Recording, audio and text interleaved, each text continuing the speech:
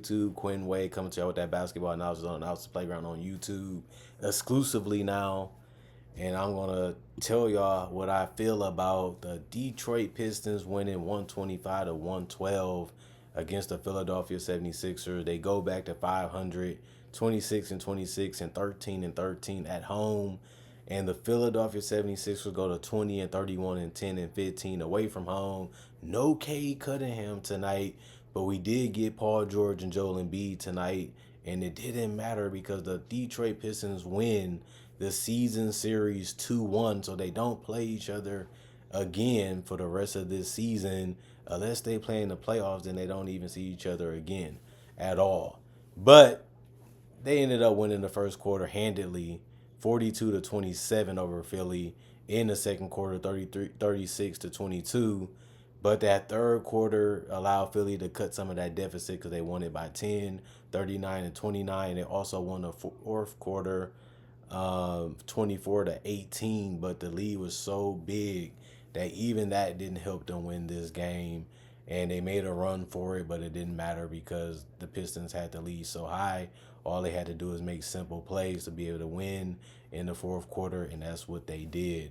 Paul George, 14 points, minus 8 and plus minus 4 personal fouls, 1 turnover, 1 steal, 1 rebound, 2 of 3 from the three-point line, 6 of 10 from the field. I want y'all to tell me, would you rather have Tobias Harris or Paul George if you're a Philly fan? Because at least Tobias was healthy and always trying to help y'all win, even though he wasn't the greatest player. He wasn't an all-star player, but neither is Paul George. And that was one of the decisions that they made. Let's go for a two-way guy that has star potential. And he just became just a star. And now he's just a starter at this point after all the injuries that he sustained in the season and the fact that this is Tyrese Maxey and Joel Embiid team. So they needed him to be the third star, where that doesn't really happen as much nowadays, because you have to sacrifice so much to still be considered a star in today's game because so many guys are so skilled, even as role players, that they can take those opportunities from you and you can look like he did tonight. Justin Edwards was a good example of that because he had 11, minus 10 and plus minus 1 personal foul, 1 turnover, 2 steals, 1 assist, 3 rebounds, 1 was offensive, 3 or 4 from 3, 4 or 6 from the field. Joel Embiid, 23 points for him. He was 7 of 18 from the field. He finished 1 of 4 from 3 and 8 of 10 from the free throw line. He's going to get there. He's just so big and so strong, and he's always foul baiting. And it's just up to him to knock down those free throws when he get there. He only had 7 rebounds and 6 assists. He still did get 2 blocks, 2 turnovers, 3 personal fouls, minus 19 and plus minus. We know that Joel Embiid is one of the best players in the league when he's healthy, but he just hasn't been. It's just been a disaster of a season for them because even when he's healthy, now they lost a 4th time with Paul George and Tyrese Maxey in the starting lineup. It was something to brag about because of how good the record was, but is it really? That's a small sample size, and their record still shows you that they're 11 games below 500. So it doesn't really matter that much because Joel Embiid is not going to play back-to-backs, and they still have a few left in this season, and they need every win that they can get because the season is getting closer to being over. Tyrese Maxey, 27 points, minus 19 and plus minus 2 personal fouls, 4 turnovers, 2 steals, 7 assists, 3 rebounds. 1 of them was offensive, 5 of 6 from the free throw line, 4 of 10 from 3, 9 of 20 from the field. And Kelly Oubre did what he usually does for this team, and that's get to the basket, play a little defense, and rebound the basketball. But this time he had a double-double, 14 points, 11 rebounds, 2 assists, 1 steal, 1 block, 2 personal fouls, 2 of his rebounds was offensive, 0-1 from 3, 7-11 from the field. Chuma, he played 2 minutes. He only got a rebound. He was a +6 and plus minus. Andre Drummond played 8 minutes. He was 1 of 2 from the field. He had 4 rebounds when 1 of them was offensive. 2 assists, 1 block, 1 personal foul, +7 and plus minus 2 points. Bona kept getting in some ticky-tack foul situations. He only had 3 personal fouls, but he played only 11 minutes. That's bad.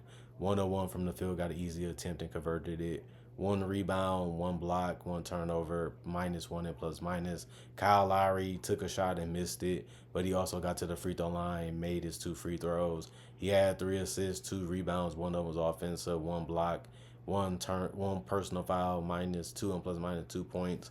Eric Gordon missed all his shots and didn't get to the free throw line, so he was 0-4 from the field and 0-3 from the 3-point line. 3 rebounds, 2 assists, 3 turnovers, 1 personal foul, -11 and plus minus. Quentin Grimes, 5 of 9 from the field, 2 of 5 from 3, 2 of 2 from the free throw line, 2 rebounds, 1 was offensive, 2 assists, 1 block, 1 turnover, 2 personal fouls, -5 and plus minus 14 points. For him, he was the best guy off the bench tonight for the Sixers.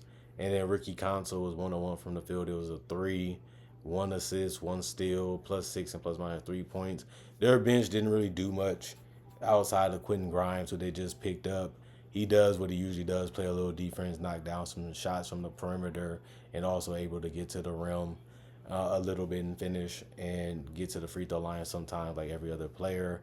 This is the modern era. This is what you're going to get if you're going to play your starters a lot of minutes, and they had to try to find a way to get back in the game, but they really couldn't stop anything that the Pistons was doing, and they did look a little rusty and a little sloppy today, and the Pistons synced it and they just kept coming at them and just tried to get the game over early, and that's what they did. 41 of 83, 49% from the field, 13 of 31, 41% from 3, 17 of 20, 85% from the free throw line, 38 rebounds, 26 assists, 7 steals, 7 blocks, 13 turnovers, and 20 personal fouls.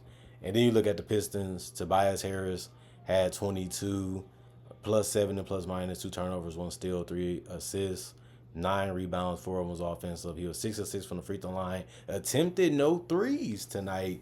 He was also 8 of 16 from the field. Just a good game from him. Just smart, heady, and just made good decisions, even defensively. Sora Thompson had 14. He was 5 of 7 from the field, 4 of 6 from the free throw line, 8 rebounds, 2 of them was offensive, 6 assists, 1 steal, 1 turnover, 4 personal fouls, +5 and plus minus. You gotta love what he does defensively, but he also showing you they can do a little bit more things too and still put the ball in the basket because he's good as an athlete and he has good effort, and that's something you can't teach. Either you want it or you don't. And the Pistons wanted it more than the Sixers tonight, and it showed. Tim Hardaway Jr. was 2 of 9 from the field, but he was also 2 of 8 from 3. No free throws attempted. 5 rebounds, 3 assists, 1 block, +12 and plus minus 6 points. Didn't have one of his best games, but he kept the defense honest, and they had to pay attention to him, and they had to guard him because he was letting it fly. From 3, mostly, Jalen Duran, 5 of 7 from the field, 3 of 3 from the free throw line, 13 points, 13 rebounds, 5 of them was offensive, 7 assists, 1 steal, 4 turnovers. He did foul out, but he was a +26 and plus minus. When he's going strong to the rim, he's really hard to stop. But you like the fact that he was finding guys and making the right passes and still finding a way to score and rebound at a high level. But I didn't like the fact that he fouled out. But this game, it didn't really matter too much, as crazy as that sounds. But he was in for a long night with Embiid out there. Nobody can really stop that guy from scoring, and he always coming at you sometimes with full force. Malik Beasley started, and he was the best offensive player for them tonight. It has been, outside of Kate, the best offensive player for them. 9 of 19 from 3, took a lot of attempts, took the most on the team tonight. He finished 13 of 23 from the field. He was 1 of 3 from the free throw line, 3 rebounds, 2 was offensive, 1 assist, 1 turnover, 1 personal foul, +10, and plus minus 36 points. Fontecchio was 3 of 10 from the field, 2 of 8 from 3, 2 of 2 from the free throw line, 5 rebounds, 1 was offensive, 2 assists, 1 block, 2 turnover, 1 personal foul, +2 and plus minus 10 points. Isaiah Stewart was the other guy that got in double figures. He had 10 points and 8 rebounds. 5 of them was offensive, 2 assists, 1 block, 1 turnover, 3 personal foul. He was a -10 and plus minus. 3 of 4 from the free throw line, 1 of 1 from 3, and 3 of 7 from the field. Other guys like Paul Reed, he finished 1 of 4. He had 4 boards, 2 offensive rebounds, 1 assist, one steal, one block, one turnover, three personal fouls. He was a -3 and plus minus for 2 points. You just look at the fact that he did other things besides score. The scoring didn't work out for him, so he found other ways to contribute. Rondo Highland, he did the same thing. He was 1 of 5 from the field and 1 of 3 from three, but he still got 1 rebound, 2 assists, 1 steal, two personal fouls only, and +8 and plus minus. He finished with 3 in 15 minutes. Marcus Sasser hit a nice three before the quarter was over, and he finished 3 of 9 from the field and 2 of 5 from three, which was good. But he was 1 of 2 from the free throw line and had 4 personal fouls in only 28 minutes. But he also had 2 turnovers. Other than that, 2 steals, 5 assists, and 9 points. And Jenkins played a couple seconds, so he didn't do anything because of that reason. And the rest of the guys just wear and tear on their body from a long season, and they got some rest tonight, basically. 44 of 97, 45% from the field, 17 of 44, 38% from three, 20 of 26, 76% from the free throw line, 56 rebounds, 32 assists, 7 steals, 4 blocks, 14 turnovers, 24 personal fouls, and they was really able to score without Cade very easily. Good coaching tonight. You have to give JB Bickerstaff credit on that. And the Sixers, I just don't know what you can say. They just continue to find ways not to get wins. And it's just tough for them this season. And the Pistons, if you would have told me that they get Paul George and Joel Embiid and Maxey coming into this season, and they will have a worse record than the Pistons by a couple games at that, and the Pistons will have played better than them all season, I would have said you was crazy. Joel Embiid, Tyrese Maxey, and Paul George, and you telling me that Cade, Tobias, and Malik Beasley, Jaden Ivey, and Jalen Duran, well, that's it, and a couple other guys, and they will have the better record. It just shows you that sometimes you just got to go with chemistry and understanding of the game, and coaches that can get the best out of guys and tell them where to be at, get the best shot selections for them, and play a system that's simple but also plays to your strengths. And I'm just shocked right now that the Philadelphia 76ers are this bad. And it's reality. It's not like we're saying something just to be negative. They just been that bad this season. And people been saying they still putting themselves in a position to still have a chance to make the playoffs. They need a lone win streak to do that. And they can't even win 4 to 5 games in a row. That just shows you that this season was all a wash. And it was just a waste for the Sixers this year, and they're going to win a bunch of games and really get nowhere even in the draft possibly. So this is just a tough season to watch for the Sixers fans. Sometimes you want to be happy. Sometimes you want to be motivated that y'all can still make a push. But also you look at it like, man, should we even keep this roster together next year if they're going to be this old and this creaky? And I'm not saying it to be disrespectful. I'm just saying it because it's facts. And the Sixers fans will say the same because they're some of the most blue-collar, realist people that you can see and meet as fans. And they'll be real with you, and they'll tell you how they feel about you. And sometimes you just got to look at it like a slap in the face and keep on pushing to the next event because they're going to still support you. They just want you to know how they feel. And I have that same mentality on my channel. But other than that, Detroit gets this done. They needed this. Like I said, their goal is to be a top 6 seed in the Eastern Conference. They still have that ability to do it. Now they just got to find a way to get Cade back healthy and try to figure out how to continue to win. It sounds easy, but we know how difficult that is because they're only 500. So they're definitely going to need a 3 to 4 to 5 game win streak to solidify that top 6 seed in the Eastern Conference. They're ahead of schedule this year, and we're going to see what they end up doing as the season continues to progress. And if they can continue to win, they're probably the most surprising team this year because none of us thought that they'd be a playoff team this early.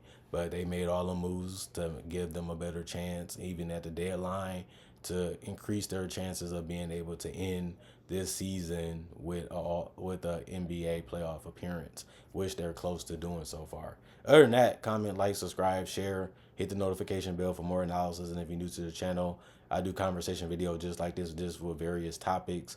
I also do breakdowns with real footage of legends, current legends, rookies, and future stars. I also do draft coverage and also mock drafts too, and so many other things. You can check out my channel. I got over 3,000 plus videos on my channel that you can see and want to possibly become a subscriber slash fan of this channel. Is your choice. But if you also check out my channel, you will see my social medias there, and there you can find a way to contact me, message me, figure out if you want to collaborate with me or whatever you want to do.